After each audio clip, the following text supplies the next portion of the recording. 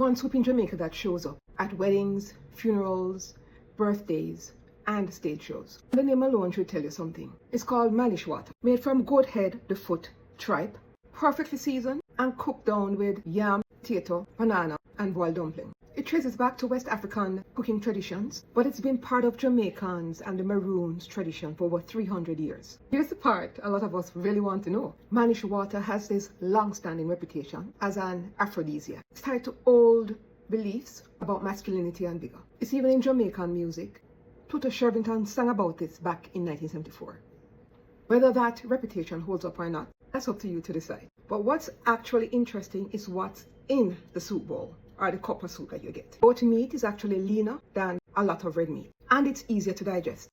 You're getting protein, iron, zinc, and B12, plus fiber from the yam and green banana. Whatever you believe about the folklore, nutritionally, it's not just hype. So a soup served to celebrate a wedding or to mourn a death, named after supposedly what it does for men, and still going strong 300 years later. Make sure you're following, because next time we're talking about a special root that is very popular in tonics made in Jamaica.